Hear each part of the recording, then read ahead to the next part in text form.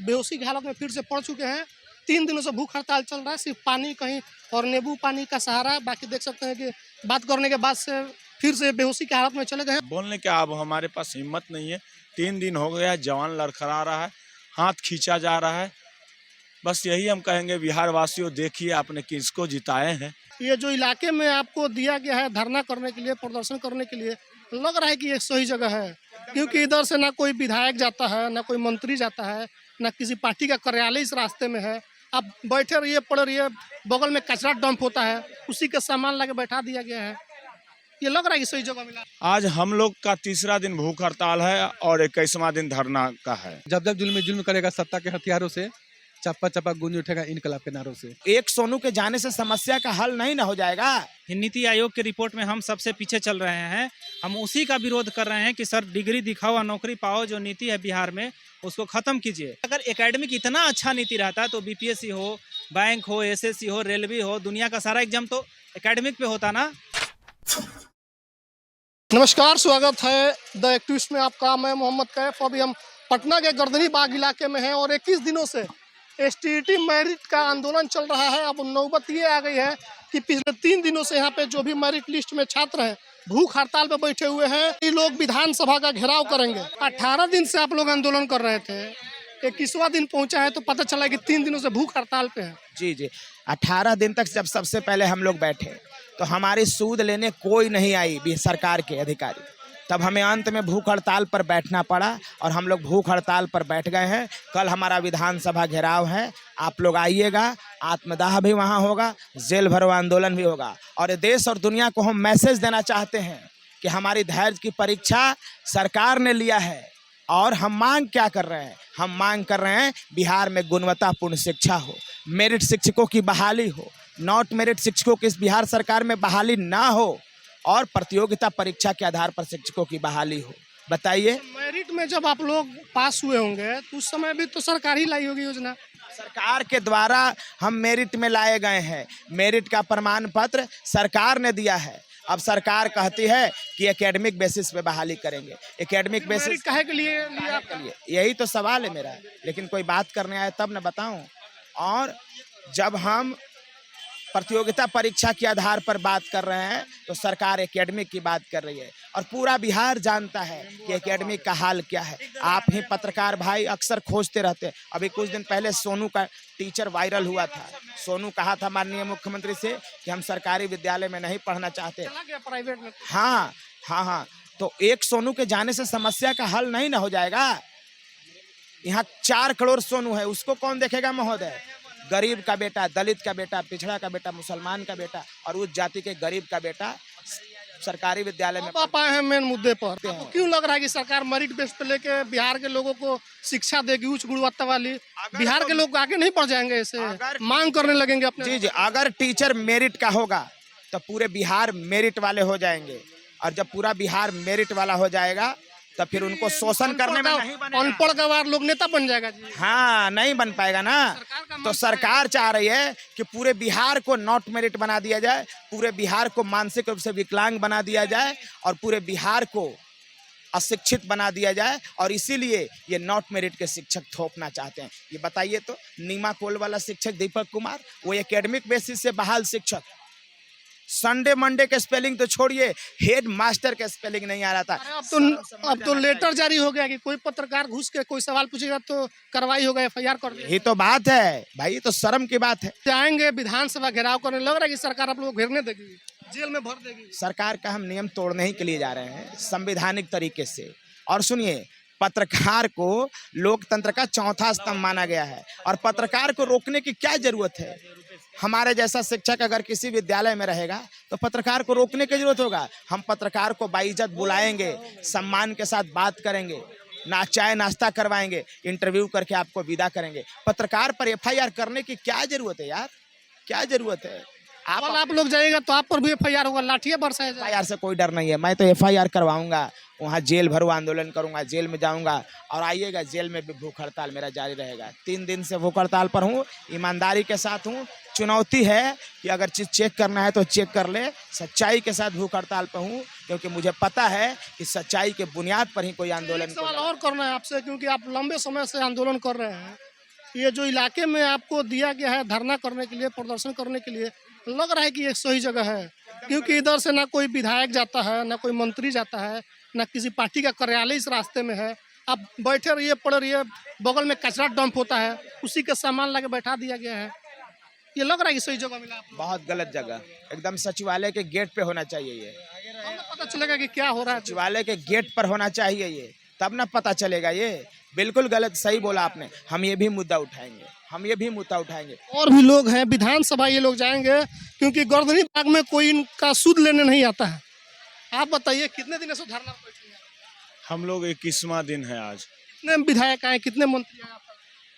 सत्ता पक्ष से कोई नहीं आए हैं, विपक्ष से भी नहीं आए हैं। माननीय चिराग पासवान जी आए थे और लेटर भी माननीय मुख्यमंत्री जी को लिखे थे कि इनका मुद्दा जायज़ है और इनको जो मांग है उनको पूरा किया जाए। अगर मांग नहीं है तो वार्ता तो आके कीजिए।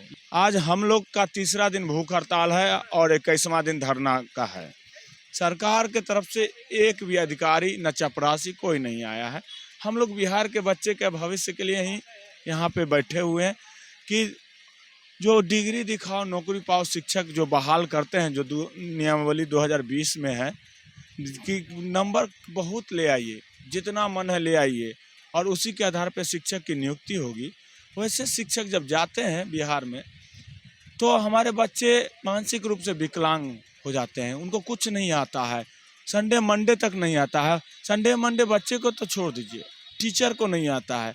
इसलिए सचिवालय से पत्रकार बंधु के लिए लेटर निकाला गया कि कोई भी पत्रकार बंधु नहीं जाएंगे स्कूल में। हम लोग से कोई वार्ता नहीं करने आए हैं। हम लोग विधानसभा का घेराव करेंगे, शांतिपूर्वक से वहीं बैठेंगे कि हमारी आवाज़ सुने, आवाज़ बिहार के जनता सुने।